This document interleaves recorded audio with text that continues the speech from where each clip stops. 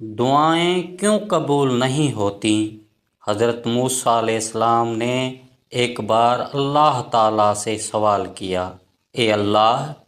تیری ناراضگی ہونے کی کیا نشانی ہے؟ ہمیں کیسے پتہ چلے تو ناراض ہے؟ تو اللہ تعالیٰ نے فرمایا، جب تو دیکھے بارشیں بغیر موسم کی ہو رہی ہیں، حکومت بے وقوفوں کے پاس ہے، مال بخیلوں کے پاس ہے، تو سمجھ لینا میں ناراض ہوں۔ رسول اللہ صلی اللہ علیہ وآلہ وسلم نے فرمایا، بے شک جب لوگ کسی ظلم یا برائی یا گناہ کو دیکھیں گے اور اسے روکیں گے نہیں، تو پھر قریب ہے کہ اللہ ان سب کو اپنے عذاب کی لپیٹ میں لے لے، یعنی اس کا عذاب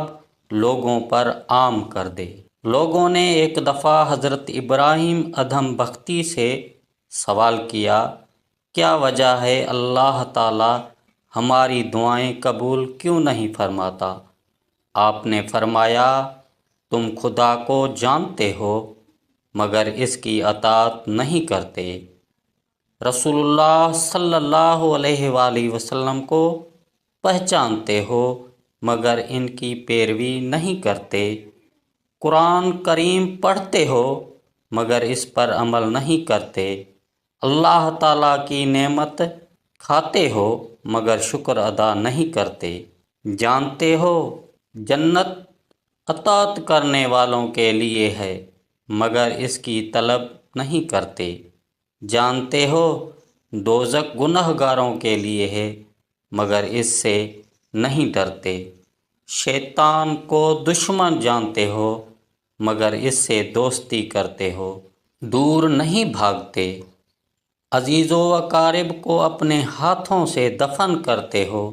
مگر عبرت نہیں پکڑتے،